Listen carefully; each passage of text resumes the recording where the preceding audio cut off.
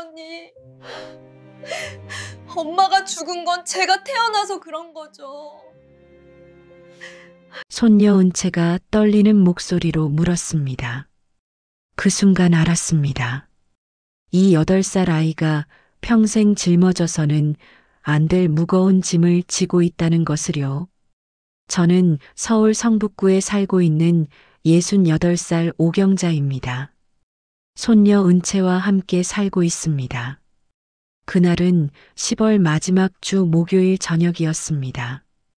오후 5시쯤 재래시장에서 은채가 좋아하는 단호박을 사들고 집으로 돌아왔습니다. 현관문을 열고 들어서는데 거실에서 이상한 소리가 들렸습니다. 흐느끼는 소리였습니다. 어린아이의 울음소리였습니다. 은채야? 거실로 들어서니 소파 구석에 웅크리고 앉아있는 작은 그림자가 보였습니다. 은채였습니다. 8살짜리 아이가 무릎을 끌어안고 얼굴을 파묻은 채 몸을 떨고 있었습니다. 은채야, 할머니 왔어. 은채가 고개를 들었습니다. 그 순간 제 가슴이 철렁 내려앉았습니다. 아이의 얼굴이 온통 눈물범벅이었습니다. 눈두덩이가 퉁퉁 부어 있었고 입술은 파랗게 질려 있었습니다. 할머니, 은채가 제게 달려와 치마를 움켜쥐었습니다. 두 손에 힘이 얼마나 들어갔는지 제 옷이 구겨질 정도였습니다. 할머니, 할머니. 은채는 제대로 된 말을 하지 못했습니다. 그저 제 이름만 반복하며 울었습니다. 저는 장바구니를 내려놓고 은채를 안아 올렸습니다. 아이의 몸이 너무 가볍게 느껴졌습니다. 언제부터 이렇게 말랐을까요? 우리 은채, 왜 그래? 무슨 일이야? 은채는 대답하지 않았습니다. 다만 제 가슴에 얼굴을 파묻고 울었습니다. 저는 은채를 안은 채 소파에 앉았습니다. 창밖으로 석양빛이 거실을 물들이고 있었습니다. 이런 일이 처음은 아니었습니다. 지난 3달 동안 은채는 아빠 집에 다녀올 때마다 이렇게 변했습니다. 웃음기 없는 얼굴로 돌아오고 밤에는 잠을 설치고 아침에 일어나면 눈이 퉁퉁 부어 있곤 했습니다. 제 아들 재석이가 재혼한 게 3달 전이었습니다. 새 며느리 예리는 요가 강사였습니다. 28부로 젊고 예뻤습니다.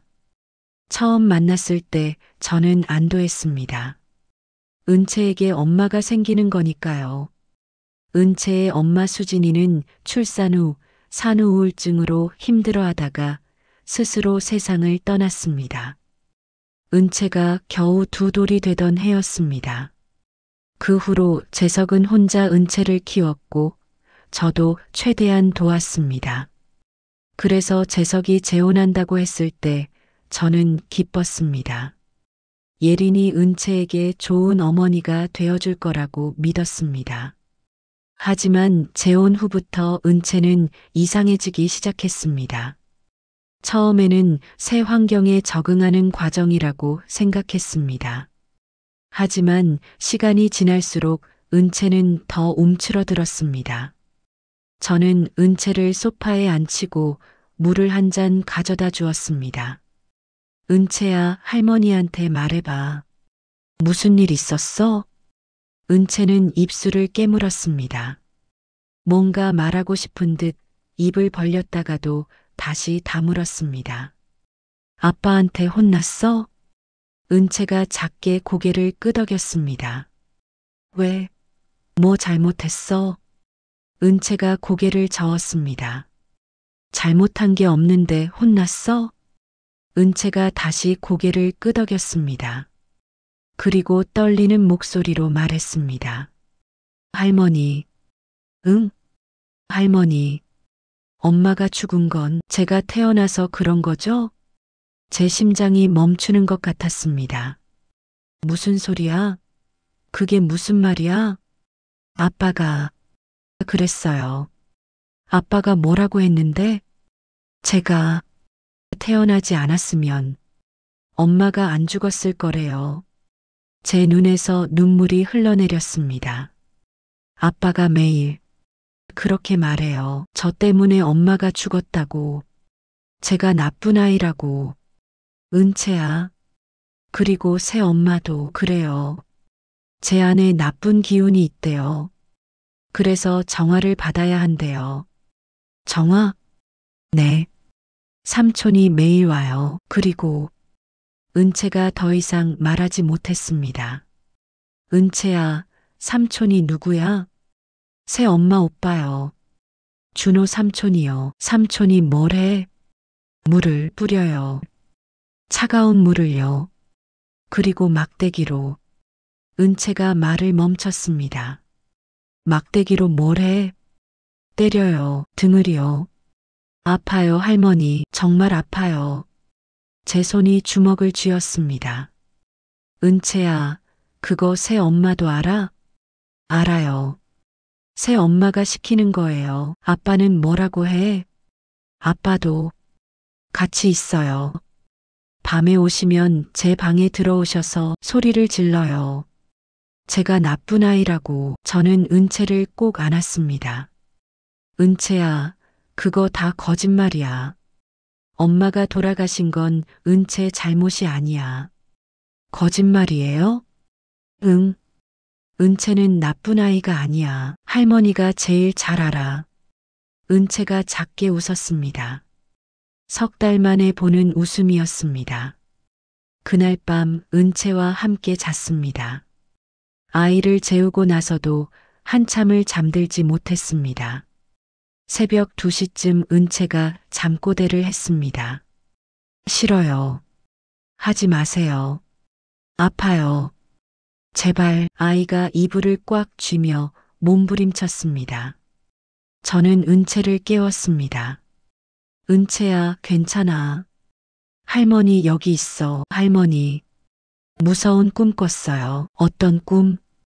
삼촌이 또 물을 뿌리고 때리는 꿈이었어요. 다음 날 아침 은채를 학교에 보낸 후 담임 선생님한테 전화를 걸었습니다. 선생님, 은채가 요즘 학교에서 어때요? 전화 너머로 선생님이 한숨 쉬는 소리가 들렸습니다. 할머니, 사실은 제가 연락드리려고 했어요. 은채가 요즘 친구들이랑 안 놀아요. 쉬는 시간에도 혼자 구석에 앉아 있고 급식도 잘 안 먹고요. 그래요? 그리고 며칠 전에는 그림 그리기 시간에 이상한 그림을 그렸어요. 온통 검은색으로 칠한 그림이었는데 그 안에 작은 여자아이가 갇혀 있는 그림이었어요. 저는 결심했습니다. 아들 집에 가봐야겠다고. 오후 2시쯤 재석이 사는 강남 아파트로 향했습니다. 초인종을 누르자 예린이 문을 열었습니다. 어머님, 어떻게 오셨어요? 예린은 환하게 웃고 있었습니다. 하지만 그 웃음이 어딘가 이상하게 느껴졌습니다. 은채 보고 싶어서. 거실로 들어서는 순간 저는 멈칫했습니다. 벽에 낯선 그림이 걸려 있었습니다. 동그라미 안에 복잡한 무늬가 그려진 이상한 그림이었습니다. 저게 뭐니? 아, 그거요? 평화기도원에서 받은 거예요. 집안에 좋은 기운을 준다고 하더라고요. 평화기도원? 네, 제가 다니는 곳이에요. 그때 현관문이 열리는 소리가 들렸습니다. 30대 초반 남자가 가방을 들고 들어왔습니다. 제 품에 있던 은채가 갑자기 몸을 움찔했습니다. 아이가 제 옷을 꽉 쥐며 파르르 떨렸습니다. 아, 준호 오빠가 왔네요. 제 오빠예요. 준호가 공손하게 인사했습니다. 저 평화기도원에서 수련지도 간부로 있어요. 비밀번호를 알고 자유롭게 드나든다는 말이었습니다. 은채가 작은 목소리로 속삭였습니다. 할머니, 무서워요. 저는 그 순간 알았습니다. 은채가 무서워하는 사람이 바로 이 남자라는 것을요. 은채야, 삼촌한테 인사해야지. 예린이 밝은 목소리로 말했지만 제 귀에는 협박처럼 들렸습니다. 은채, 짐 좀 챙겨줄래? 우리 집에서 자기로 했어. 아, 네. 저는 은채를 데리고 현관으로 나갔습니다. 엘리베이터를 기다리는데 뒤에서 예린과 준호의 대화 소리가 희미하게 들렸습니다. 오빠, 어머님이 눈치챈 것 같아. 괜찮아. 이미 재석이한테서 돈 다 뽑아냈잖아. 한 달만 더 버티면 돼. 제 심장이 쿵쿵거렸습니다. 뭔가 아주 잘못되고 있었습니다. 집으로 돌아오는 택시 안에서 은채는 한마디도 하지 않았습니다. 창밖만 바라볼 뿐이었습니다. 집에 도착해서 은채를 씻기고 저녁을 차렸습니다. 하지만 아이는 몇 숟갈 뜨지 않았습니다. 은채야, 많이 먹어야지. 배 안 고파요. 저녁을 먹고 나서 저는 은채를 소파에 앉혔습니다. 은채야, 아빠네 집에서 매일 무슨 일이 있어? 학교 끝나면 새 엄마가 데리러 와요. 집에 가면 삼촌이 와 있어요. 항상이요. 항상? 네. 제가 학교 끝날 시간에 맞춰서 오세요. 그럼 정화 수련을 해요. 방에서 무릎 꿇고 앉아 있어요. 1시간 동안이요. 1시간이나? 네. 그리고 삼촌이 이상한 말을 해요. 제 안에 나쁜 기운이 있대요. 엄마를 죽인 기운이래요. 제 손이 주먹을 쥐었습니다. 그리고 물을 뿌려요. 차가운 물을요. 얼굴에도 뿌리고 등에도 뿌려요. 그럼 어떻게 돼? 너무 추워요. 온몸이 떨려요. 그리고 막대기로 등을 때려요. 10번씩이요. 정말 아파요, 할머니. 은채가 울기 시작했습니다. 새 엄마는 뭐해? 옆에서 봐요. 그리고 말해요. 은채야, 이게 다 너를 위한 거야라고요. 아빠는 그때는 안 계세요. 하지만 밤에 집에 오시면 삼촌이 아빠한테 보고해요. 그럼 아빠가 말해요. 고맙습니다. 은채 좀 더 철저하게 부탁드립니다라고요. 제 가슴이 찢어지는 것 같았습니다. 저는 은채를 재우고 컴퓨터를 켰습니다. 평화기도원을 검색했습니다. 평화기도원, 신도 재산 갈취 의혹 사입이 종교 의심되는 평화기도원. 기사들을 하나하나 읽어내려갔습니다. 15년 전부터 운영된 곳이었습니다. 원장 이름은 강태준. 50대 남자였습니다. 신도들한테서 매달 수백만 원씩 수련비를 받는다고 했습니다. 그리고 이상한 교리를 가르친다고 했습니다. 아이는 부정한 기운의 통로다. 혹독하게 다뤄야 정화된다.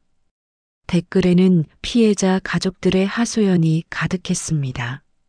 더 검색하니 충격적인 기사가 나왔습니다. 평화기도원 원장 강태준, 과거 사기죄 전과, 2015년 사기죄로 징역 2년, 피해액 15억 원. 제 손이 떨렸습니다. 원장이 사기꾼이었습니다. 그때 문득 떠올랐습니다. 엘리베이터 앞에서 들은 대화가 재석이한테서 돈 다 뽑아냈잖아. 저는 다음날 아침 일찍 은행으로 향했습니다. 재석이가 거래하는 은행이었습니다. 저기요, 제 아들 계좌 조회 좀 할 수 있을까요? 10분을 설득한 끝에 직원이 확인해 줬습니다. 아드님 계좌에 잔액이 거의 없네요. 3개월 전까지는 5천만 원 정도 있었는데 지금은 20만 원밖에 안 남아 있어요. 5천만 원이 어디 갔어요? 대부분 김혜린이라는 분 계좌로 이체됐네요. 김혜린, 제 며느리였습니다. 그리고 대출이 5건이나 있네요. 총 5억 원이요. 다 최근 3개월 사이에 받으셨네요. 제 머리가 멍해졌습니다. 담보가 뭐예요? 집이요. 아드님 명의 아파트를 담보로 잡으셨네요. 저는 비틀거렸습니다. 은행을 나와서 저는 한참을 거리를 헤맸습니다. 제 아들이 사기를 당하고 있었습니다. 그리고 은채가 학대받고 있었습니다. 저는 결심했습니다. 증거를 모아야겠다고. 다음 날 저는 용산 전자상가로 향했습니다. 저기, 녹음기 있나요? 녹음기요? 무슨 용도세요?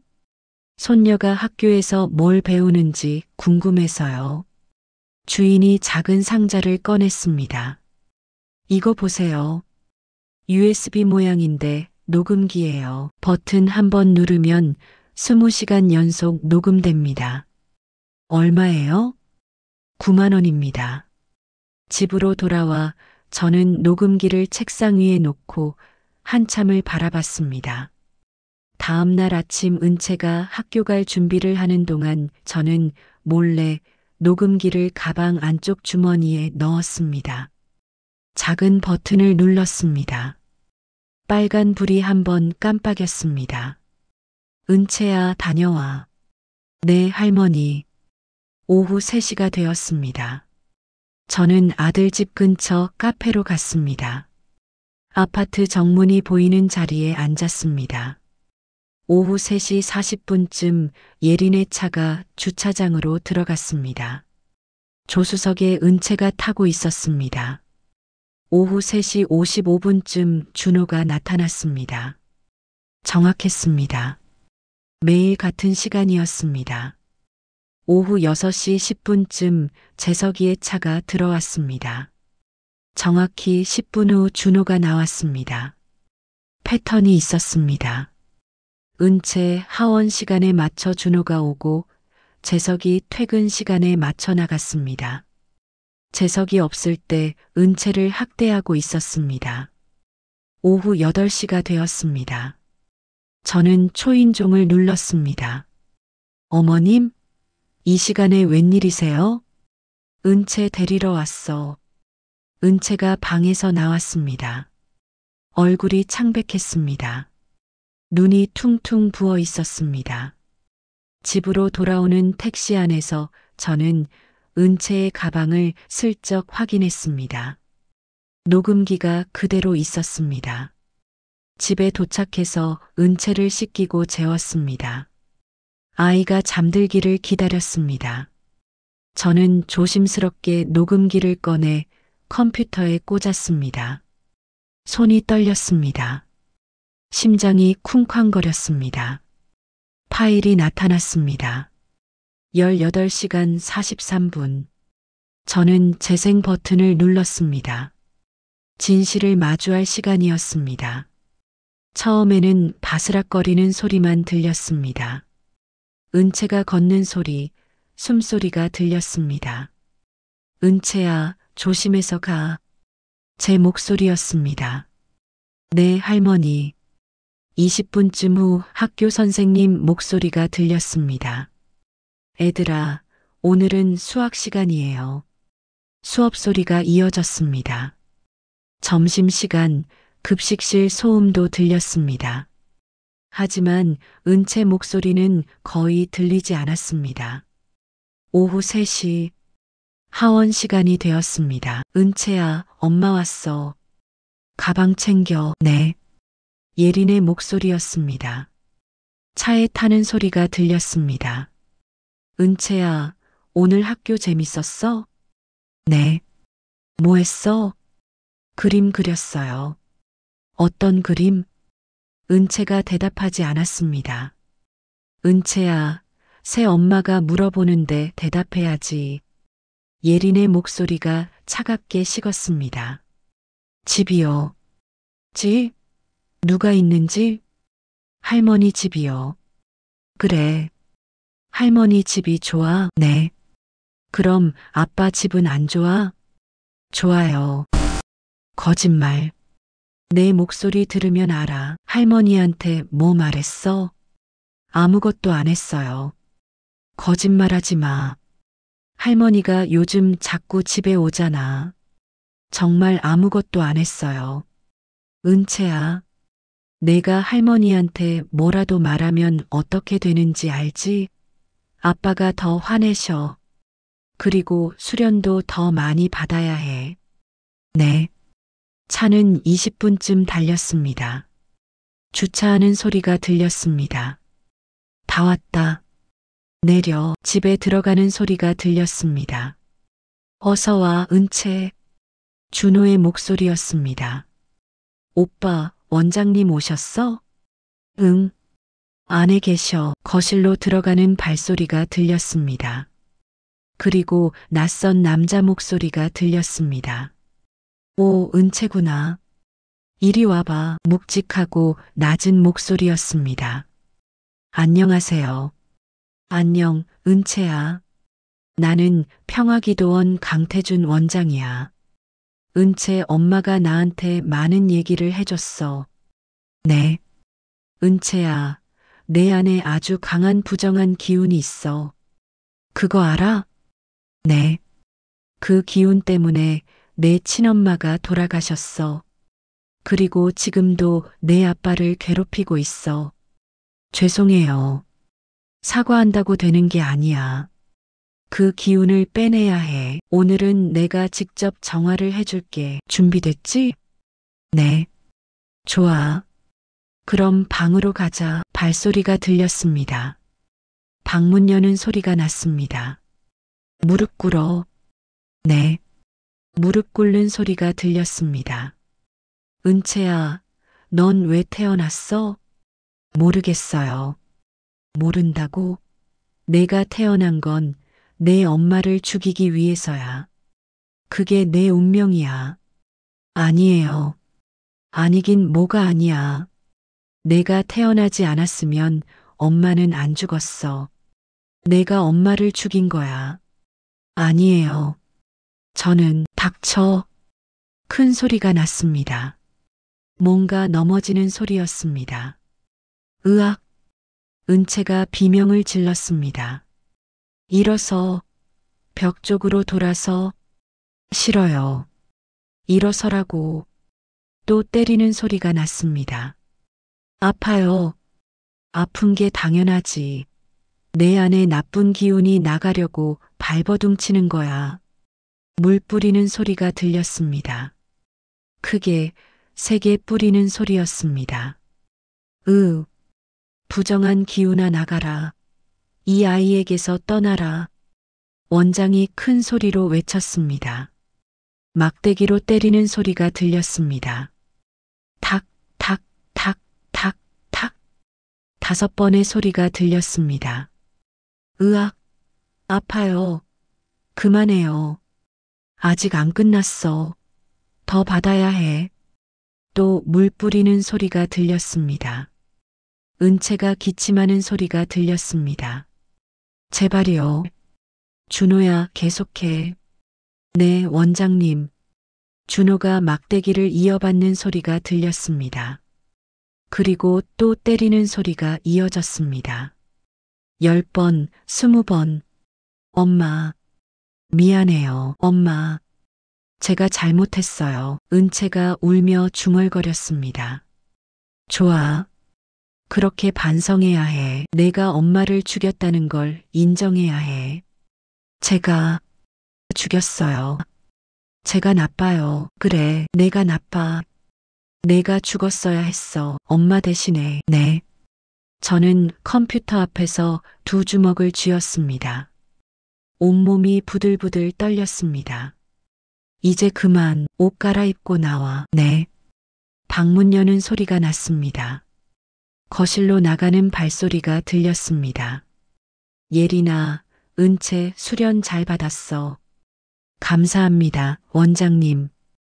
그런데 말이야. 네, 원장님. 재석이는 요즘 어때? 많이 순해졌어요. 완전히 믿고 있어요. 대출은 5건 다 받았어요. 총 5억이요. 제 심장이 쿵쾅거렸습니다. 좋아, 계획대로네. 한 달만 더 버텨. 그럼 은채 문제도 정리하고 우리는 빠져나가는 거야. 은채는 어떻게 하죠? 그건 재석이 알아서 하겠지. 우리는 돈만 챙기면 돼. 알겠습니다, 원장님. 준호야, 너도 잘하고 있어. 은채 통제 잘 되고 있지? 네, 원장님. 완전히 굴복했어요. 이제 저만 보면 떨어요. 좋아. 그럼 계속 그렇게 해. 그리고 예린아, 재석이 회사 퇴직금은 다음 주에 나온대요. 3천만 원이요. 그것도 받아내. 그럼 우리 총 수익이 6억 가까이 되겠네. 네, 원장님. 원장님 몫은 4억, 저는 1억, 준호는 5천이죠? 그래, 우리 계획대로. 저는 녹음을 멈췄습니다. 더 이상 들을 수 없었습니다. 예린이는 처음부터 제 아들을 속이려고 결혼한 거였습니다. 원장과 짜고 준호도 공범이었습니다. 그리고 은채는 그들의 학대를 받으며 매일 고통받고 있었습니다. 저는 거실 소파에 앉아 한참을 울었습니다. 하지만 이제 증거가 있었습니다. 녹음 파일이 있었습니다. 저는 결심했습니다. 경찰에 신고해야겠다고. 새벽까지 잠을 이루지 못했습니다. 침대에 누워 천장을 보며 생각했습니다. 아침이 되었습니다. 은채를 학교에 보낸 후 저는 재석한테 전화를 걸었습니다. 여보세요, 어머니? 재석아, 어머니 좀 만나자. 갑자기요? 무슨 일이세요? 중요한 얘기가 있어. 점심때 시간 낼 수 있어? 잠깐은 가능한데요. 그럼 회사 근처 카페에서 보자. 1시에 1시가 되었습니다. 회사 근처 카페에서 재석을 기다렸습니다. 재석이 들어왔습니다. 얼굴이 많이 수척해져 있었습니다. 눈 밑에 다크서클이 깊게 패여 있었습니다. 어머니, 무슨 일이세요? 재석아, 앉아. 재석이 앉았습니다. 재석아, 어머니가 물어볼 게 있어. 요즘 돈 문제 있어? 재석의 얼굴이 굳었습니다. 무슨 말씀이세요? 은행에 가봤어. 내 계좌 잔액 거의 없더라. 그리고 대출이 5억이래. 재석이 고개를 떨구었습니다. 어머니가 어떻게? 재석아, 대체 무슨 일이야? 5억을 어디다 쓴 거야? 어머니, 그건 평화기도원이라는 데 줬어? 재석이 놀란 표정을 지었습니다. 어머니가 어떻게 알아요? 다 알아. 그 평화기도원이 사입이라는 것도 원장이 정과자라는 것도. 아니에요, 어머니. 원장님은 좋은 분이에요. 재석아, 정신 차려. 내가 속고 있어. 어머니가 뭘 아세요? 재석이 소리를 질렀습니다. 주변 사람들이 쳐다봤습니다. 재석아, 예린이가 너를 속이고 있어. 처음부터 내 돈이 목적이었어. 말도 안 돼요. 예린이는 저를 사랑해요. 사랑하는 사람이 상대방 재산을 다 빼앗아? 그건 수련비예요. 필요한 거예요. 수련비가 5억이야? 정신 차려. 어머니, 제발 이러지 마세요. 재석이 울기 시작했습니다. 수진이가 죽고 저는 매일 악몽을 꿨어요. 은채를 볼 때마다 수진이가 생각났어요. 그래서 은채한테 그렇게 한 거야? 매일 밤 방에 들어가서 소리 지르고. 재석의 얼굴이 창백해졌습니다. 어머니가 어떻게? 다 알아. 은채가 얼마나 괴로워하는지도, 내가 매일 밤 너 때문에 엄마가 죽었다고 말하는 것도. 그건 원장님이 그러시는데 은채한테 진실을 알려줘야 한대요. 진실? 무슨 진실? 은채가 뭘 잘못했어? 은채가 태어나지 않았으면 수진이는 제가 소리쳤습니다. 수진이가 죽은 건 은채 잘못이 아니야. 내 잘못이야. 뭐라고요? 넌 수진이가 산후 우울증으로 힘들어할 때 뭘 했어? 이해해줬어? 도와줬어? 아니잖아. 재석이 떨기 시작했습니다. 넌 수진이한테 화를 내고 다그쳤어. 심지어 밀어서 다치게 했잖아. 어머니, 그건 수진이가 벽에 부딪혀서 머리 다친 것도 알아. 그 후로 더 무너진 것도. 재석이 바닥에 주저앉았습니다. 어머니, 저는 수진이를 죽인 건 너야, 재석아. 은채가 아니야. 재석이 울부짖었습니다. 어머니, 저는 어떻게 해야 해요? 정신 차려. 그리고 은채한테 사과해. 평화기도원에서 빠져나와. 하지만 예린이는 너를 사랑하지 않아. 너를 이용했을 뿐이야. 저는 가방에서 핸드폰을 꺼냈습니다. 이거 들어봐. 저는 녹음 파일을 재생했습니다. 원장과 예린의 대화가 흘러나왔습니다. 한 달만 더 버텨. 그럼 은채 문제도 정리하고 우리는 빠져나가는 거야. 그건 재석이 알아서 하겠지. 우리는 돈만 챙기면 돼. 재석의 얼굴이 점점 창백해졌습니다. 예린아, 재석이 회사 퇴직금은 다음 주에 나온대요. 3천만 원이요. 그것도 받아내. 재석이 핸드폰을 떨어뜨렸습니다. 아니야. 예린이는 그런 사람이 아니야. 재석아, 진실을 받아들여. 내가 속았어. 재석이 바닥에 주저앉아 울었습니다. 어머니, 저는 바보였어요.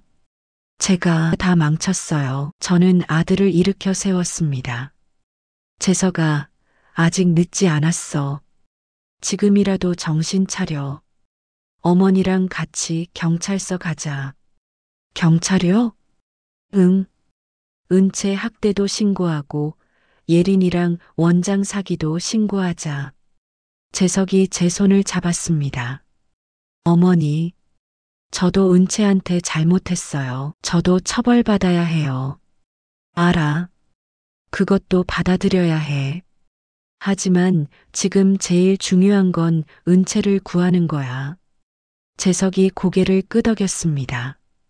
네, 은채를 구해야 해요. 성북경찰서는 오후 햇살이 들어오는 조용한 곳이었습니다. 저와 재석은 나란히 앉아 번호표를 기다렸습니다.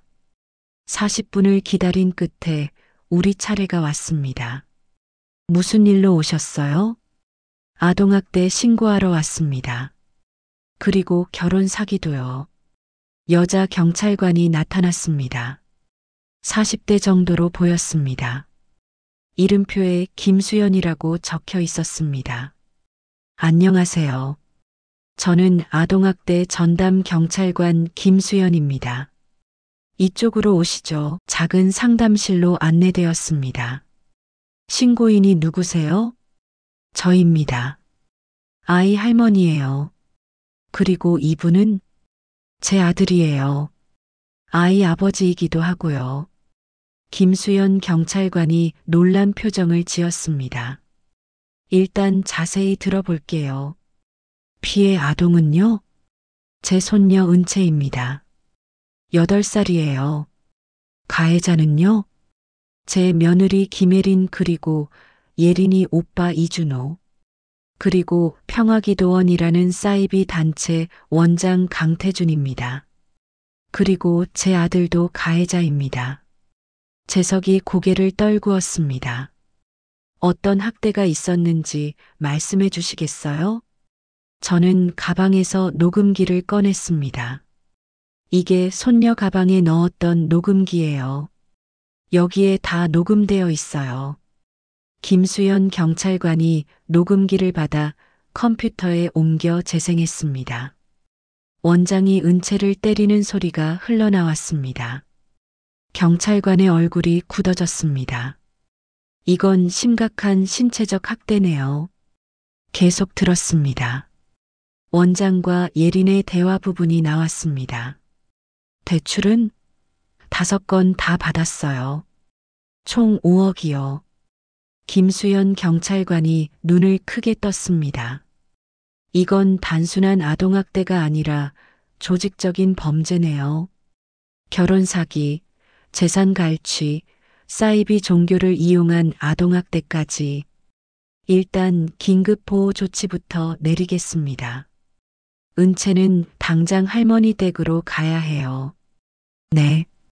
그리고 가해자들 조사를 시작하겠습니다. 김혜린, 이준호, 강태준. 3명 다 긴급 체포할 겁니다. 언제요? 오늘 저녁에 바로 움직이겠습니다. 아버님, 오늘 집에 가셔서 평소처럼 행동하세요. 아무것도 모르는 척 하시는 거예요. 저녁 9시쯤 저희가 들어갈 겁니다. 그날 저녁 9시. 재석은 평소처럼 저녁을 먹고 있었습니다. 예린과 준호도 함께 있었습니다. 원장 강태준도 와 있었습니다. 재석 씨, 내일 퇴직금 나오죠? 네, 원장님. 그때 초인종이 울렸습니다. 누구지? 예린이 인터폰을 확인했습니다. 얼굴이 하얗게 변했습니다. 경찰이에요. 문이 열렸습니다. 경찰 5명이 들어왔습니다. 김혜린 씨, 이준호 씨, 강태준 씨. 3분 긴급 체포합니다. 사기, 결혼 사기, 아동학대 혐의입니다. 뭐라고요? 예린이 당황했습니다. 재석 씨가 신고했습니다. 그리고 증거도 확보했습니다. 재석이 오빠가? 예린이 재석을 바라봤습니다. 오빠가 우릴 신고했어? 미안해. 예린 씨, 나를 이용했지? 처음부터 내 돈이 목적이었지? 증거가 뭐가 있는데? 녹음 파일 있어. 내가 원장님이랑 한 대화. 다 녹음되어 있어. 예린의 얼굴이 창백해졌습니다. 원장 강태준이 문 쪽으로 뛰었습니다.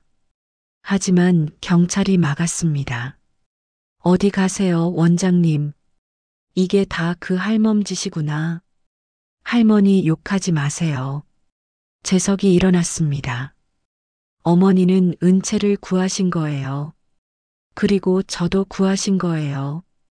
경찰이 수갑을 채웠습니다. 예린, 준호, 원장 3명에게. 가시죠. 예린이 끌려가면서 재석을 돌아봤습니다. 오빠, 미안해. 사과하지 마. 은채한테 해. 은채한테. 예린이 고개를 떨구었습니다. 3명이 끌려갔습니다.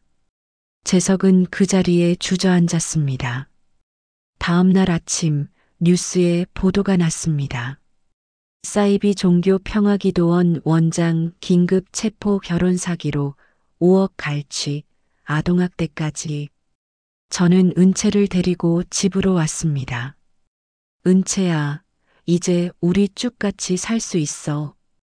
법원에서 그렇게 결정했어. 정말요? 응. 이제 아빠 집 안 가도 돼. 은채가 환하게 웃었습니다. 한 달이 지났습니다. 은채는 매주 2번씩 아동심리센터에 다녔습니다. 처음 몇 주는 힘들어했습니다. 상담사 선생님 앞에서도 말을 잘하지 않았습니다. 할머니, 은채가 아직 마음을 열지 않고 있어요. 시간이 필요한가요? 네. 천천히 가야 해요. 하지만 셋째 주부터 변화가 보이기 시작했습니다. 은채가 그림을 그리기 시작한 겁니다. 처음에는 검은색만 사용했습니다. 하지만 넷째 주에는 그림에 색깔이 들어가기 시작했습니다. 노란색, 빨간색, 파란색. 이게 할머니야? 네. 할머니가 저를 지켜주는 거예요. 학교에서도 변화가 있었습니다. 담임 선생님한테서 전화가 왔습니다. 할머니, 은채가 요즘 많이 밝아졌어요. 친구들이랑 웃으면서 놀아요. 정말요? 네. 밥도 잘 먹고요. 집에서도 은채는 변했습니다.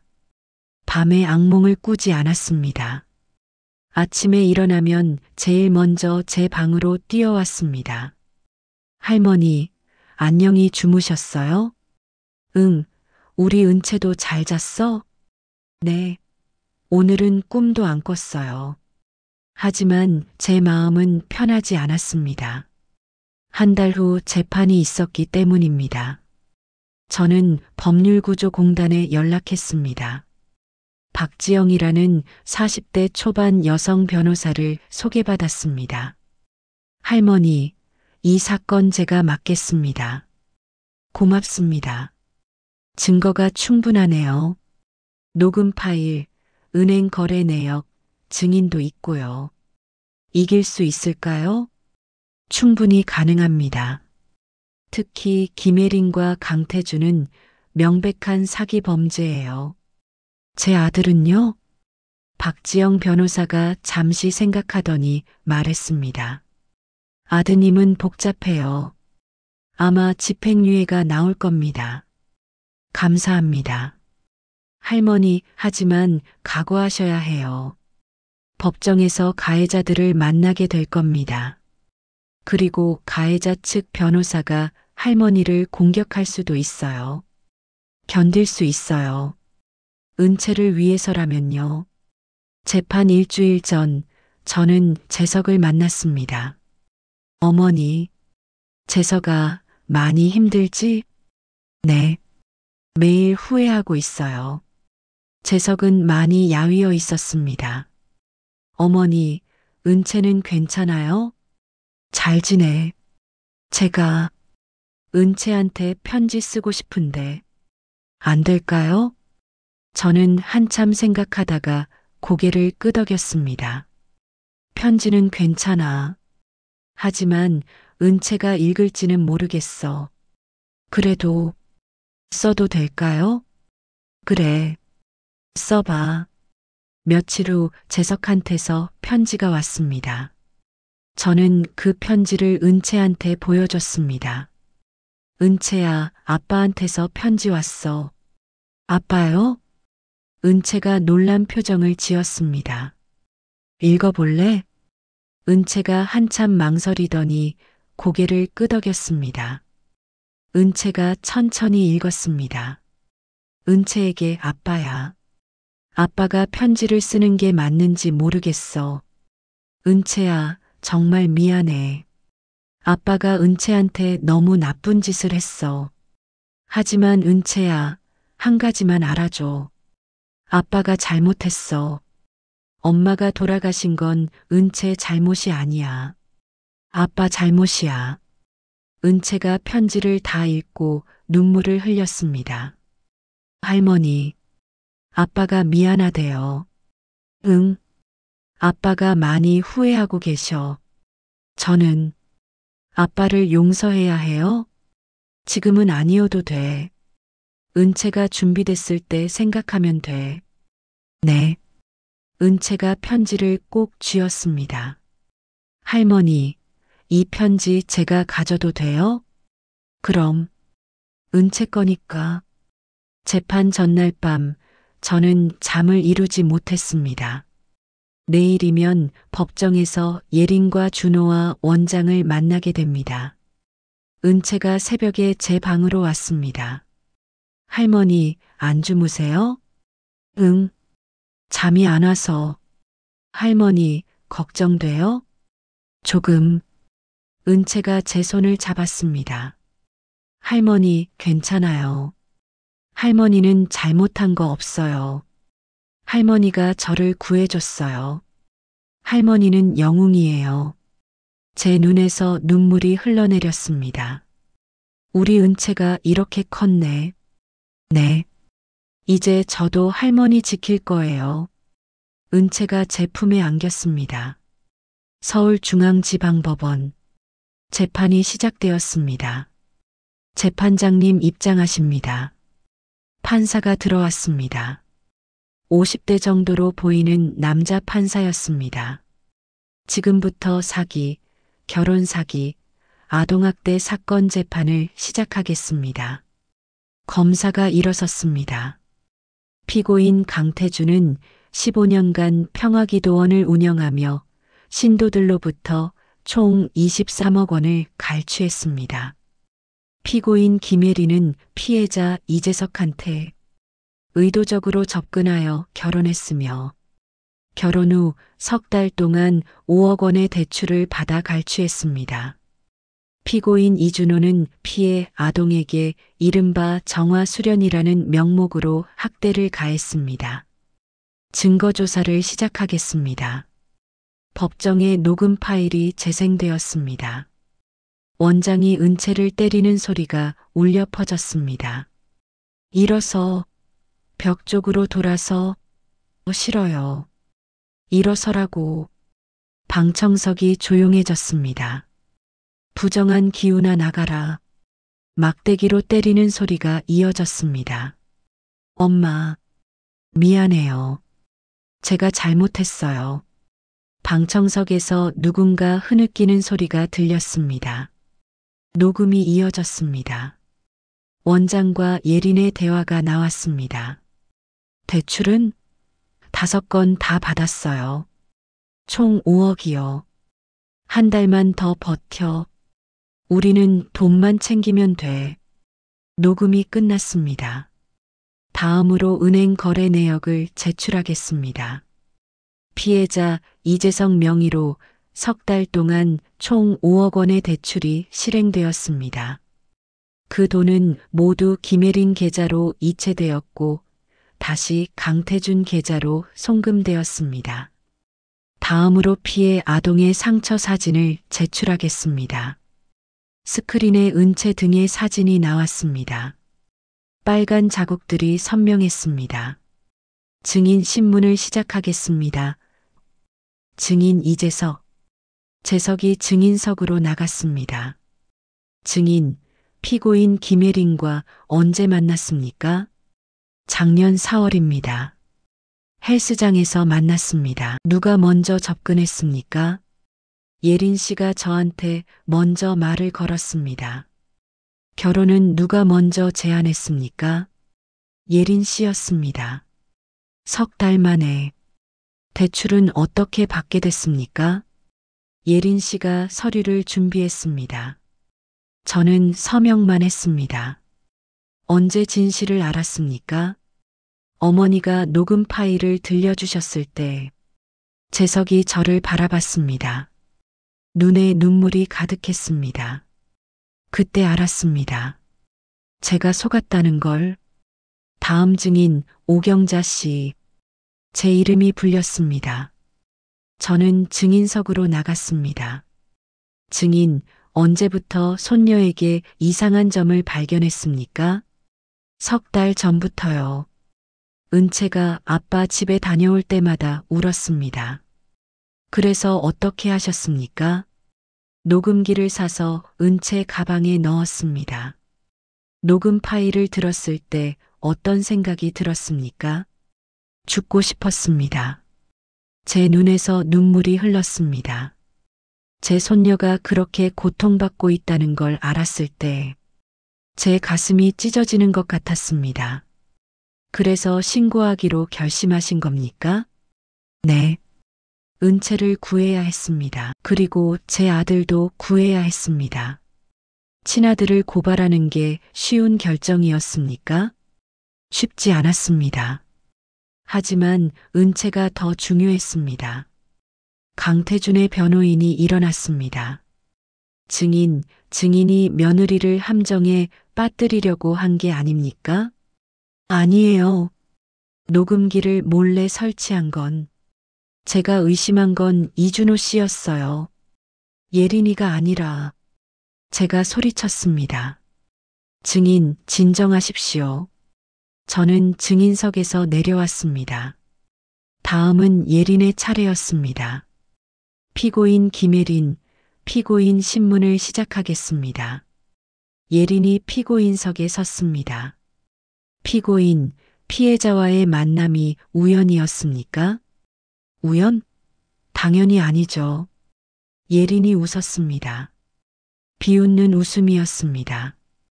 재석 오빠가 외로워 보였어요. 그래서 다가갔죠. 이용한 거 아닙니까? 이용? 재석 오빠가 스스로 돈 쓴 거예요. 멍청해서 제대로 안 읽은 거죠. 피고인, 태도를 바르게 하십시오. 뭐요? 재석 오빠가 바보였던 거 맞잖아요. 은채 학대는 알고 있었습니까? 학대가 아니라 정화예요. 은채 그의 문제 많았어요. 후회합니까? 예린이 저를 똑바로 바라봤습니다. 후회? 하나도 안 해요. 제가 뭘 잘못했는데요? 피고인. 예린이 저를 손가락으로 가리켰습니다. 저기 저 할멈이 우리 인생 다 망쳤어요. 피고인을 퇴정시키십시오. 예린이 끌려나가면서 소리쳤습니다. 원장님이 날 구해주실 거예요. 마지막으로 원장 강태준의 차례였습니다. 피고인 강태준, 평화기도원이 사이비 종교라는 걸 알고 있었습니까? 사이비가 아닙니다. 정식 종교단체입니다. 피고인, 본명이 강민수 맞습니까? 네. 2015년 사기죄로 징역 2년을 살았죠? 네. 아동학대를 교사하면서요? 정화 수련입니다. 종교적 의식이에요. 저는 잘못한 게 없습니다. 아이들이 문제예요. 피고인을 퇴정시키십시오. 강태준이 끌려나갔습니다. 오늘 재판은 여기까지 하겠습니다. 일주일 후 선고 공판을 진행하겠습니다. 재판이 끝났습니다. 일주일 후 선고 공판이 열렸습니다. 지금부터 선고를 시작하겠습니다. 피고인 강태준, 김예린, 이준호, 일어서십시오. 세 사람이 일어섰습니다. 먼저 피고인 강태준에 대한 판결입니다. 피고인은 15년간 23억 원을 갈취했습니다. 전혀 반성하지 않고 있으며 오히려 피해자들을 비난했습니다. 이에 피고인 강태준을 징역 10년에 처합니다. 방청석에서 박수 소리가 터졌습니다. 다음 피고인 김예린에 대한 판결입니다. 피고인은 계획적으로 결혼하여 5억 원을 갈취했습니다. 재판 과정에서 전혀 반성하지 않았으며 피해 아동을 비난했습니다. 이에 피고인 김예린을 징역 7년에 처합니다. 예린이 비명을 질렀습니다. 7년이요? 안 돼요. 원장님.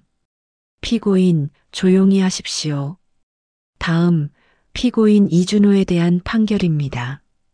피고인은 강요에 의해 범행을 저질렀으며 초기부터 잘못을 인정했습니다. 이에 피고인 이준호를 징역 3년, 집행유예 5년에 처합니다. 그리고 피해 아동 이은채의 양육권은 친할머니 오경자에게 부여합니다. 제 눈에서 눈물이 흘러내렸습니다. 재판이 끝났습니다. 법원을 나오는데 기자들이 몰려들었습니다. 할머니, 한 말씀 해주세요. 저는 잠시 멈춰 섰습니다. 제가 하고 싶은 말은 세상의 모든 할머니, 할아버지께 손주들을 지켜주세요. 뭔가 이상하다 싶으면 용기 내서 확인해 보세요. 너무 늦기 전에. 그리고 사이비 종교에 속지 마세요. 아이들한테 폭력을 쓰라고 하는 건 종교가 아니에요. 범죄예요. 기자들이 박수를 쳤습니다. 집으로 돌아왔습니다. 은채가 기다리고 있었습니다. 할머니, 은채야, 어떻게 됐어요? 이제 우리 쭉 같이 살 수 있어. 법원에서 그렇게 결정했어. 새 엄마는요? 7년 동안 감옥에 가. 다시는 안 만나도 돼. 은채가 환하게 웃었습니다. 한 달 후 재석의 재판이 열렸습니다. 지금부터 아동학대 사건 재판을 시작하겠습니다. 피고인, 공소 사실을 인정합니까? 모두 인정합니다. 재석의 목소리는 떨리고 있었습니다. 피고인, 왜 그런 행동을 했습니까? 저는 제 전처가 죽은 게 은채 때문이라고 생각했습니다. 하지만 그건 제 착각이었습니다. 제 잘못을 인정하기 싫어서 은채한테 떠넘긴 겁니다. 구체적으로 설명해 주십시오. 제 아내는 산후 우울증이 심했습니다. 저는 이해하지 못했습니다. 어느 날 아내를 밀었습니다. 아내가 벽에 부딪혀 머리를 다쳤습니다. 그 후로 더 무너졌습니다. 한 달 후 자살했습니다. 재석이 울기 시작했습니다. 제가 죽인 겁니다. 하지만 제가 비겁했습니다. 은채한테 떠넘겼습니다. 증인 오경자 씨, 저는 증인석으로 나갔습니다. 증인, 아드님을 용서할 수 있습니까? 모르겠습니다. 제 아들이 잘못한 건 맞습니다. 하지만 제 아들도 고통받았습니다. 저는 재석을 바라봤습니다. 제 아들이 지금 진심으로 후회하고 있습니다.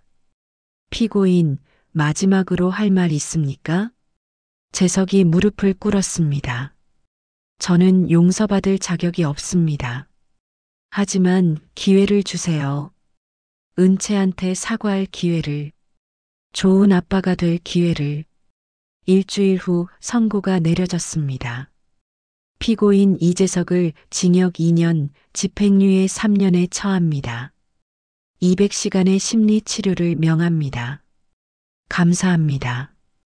재석이 울었습니다. 6개월이 지났습니다. 은채는 많이 좋아졌습니다. 친구들과 잘 놀았고 성적도 올랐습니다. 재석은 매주 병원에서 치료를 받았고 매주 편지를 보냈습니다.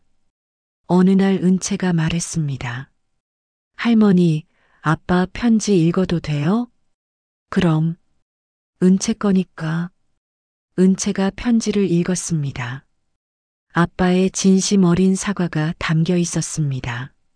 할머니, 저 아빠 만나봐도 돼요? 정말 괜찮겠어? 무서워요. 하지만 궁금해요. 병원 상담실에서 재석을 만났습니다. 재석은 많이 변해 있었습니다. 살이 쪘고 얼굴에 혈색이 돌았습니다. 은채야. 재석이 무릎을 꿇었습니다. 은채는 제 뒤에 숨었습니다. 괜찮아, 은채야. 할머니가 옆에 있어. 은채가 천천히 나왔습니다. 아빠, 은채야. 아빠가 정말 미안해. 재석이 울었습니다. 아빠가 은채한테 너무 나쁜 짓을 했어. 아빠, 은채야, 한 가지만 알아줘. 아빠가 잘못했어. 엄마가 돌아가신 건 은채 잘못이 아니야. 아빠, 저 알아요. 할머니가 말씀해 주셨어요. 은채야, 엄마는 은채를 사랑했어. 많이. 그리고 아빠도 은채를 사랑해. 다만 아빠가 표현하는 방법을 몰랐어. 재석이 은채를 바라봤습니다. 은채야, 아빠를 용서하지 않아도 돼. 하지만 한 가지만 믿어줘. 아빠가 변하고 있다는 거. 은채가 한 걸음 다가갔습니다.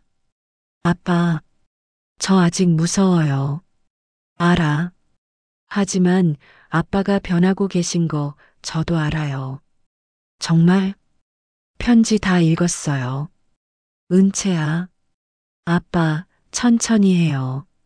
제가 준비될 때까지 기다려주세요. 그럼, 언젠가는? 네. 언젠가는 용서할 수 있을 것 같아요. 재석이 울부짖었습니다.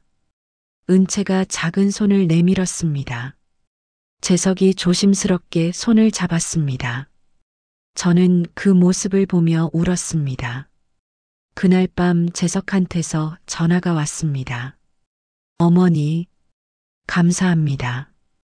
은채가 저한테 손을 내밀어 줬어요. 재석아, 은채가 용기 낸 거야. 너도 계속 노력해야 해. 네, 꼭 그럴게요. 2년이 지났습니다. 은채는 10살이 되었습니다. 밝고 건강하게 자랐습니다. 재석은 매달 2번씩 은채를 만났습니다. 이제는 자연스러웠습니다. 어느 토요일 오후 우리는 한강공원에 나갔습니다. 은채야, 자전거 타볼래? 네, 아빠. 은채가 환하게 웃었습니다. 이제는 아빠를 아빠라고 자연스럽게 불렀습니다. 할머니도 같이 가요. 우리는 자전거를 빌렸습니다. 은채가 신나게 달렸습니다. 재석이 옆에서 함께 달렸습니다. 저는 벤치에 앉아 그 모습을 바라봤습니다. 행복한 눈물이 났습니다. 한참 후 2사람이 돌아왔습니다. 할머니, 재밌었어요. 그래, 다행이다. 식사를 하면서 재석이 말했습니다.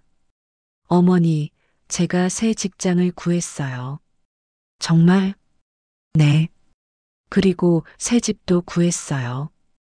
어머니 집 근처예요. 걸어서 10분 거리예요. 그럼 은채를 자주 볼 수 있겠네. 네. 은채가 원하면요. 저 아빠 자주 보고 싶어요. 재석이 환하게 웃었습니다. 그날 밤 저는 하늘을 올려다봤습니다. 별들이 반짝이고 있었습니다. 수진아, 은채 잘 크고 있어. 걱정 마. 내가 잘 지키고 있어. 그리고 재석이도 변하고 있어. 늦었지만 이제라도 좋은 아빠가 되려고 노력하고 있어. 수진아, 하늘에서 편히 쉬어. 은채는 내가 지킬게. 행복하게 키울게. 바람이 불었습니다. 별이 반짝였습니다. 그리고 지금 저는 이제 72살이 되었습니다. 이 이야기를 많은 분들께 들려주고 싶어서 이렇게 영상으로 만들게 되었습니다. 솔직히 이런 기가 막힌 일이 제 인생에 벌어질 줄 몰랐습니다. 평범한 할머니였던 제가 아들을 고발하고 사이비 종교와 싸우고 법정에 서게 될 줄 누가 알았겠어요. 하지만 겪고 보니 이런 일이 저만 겪는 게 아니더라고요.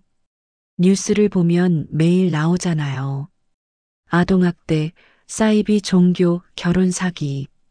제가 용기를 내지 않았다면 은채는 어떻게 됐을까요? 평생 상처를 안고 살았겠죠. 여러분께 부탁드립니다.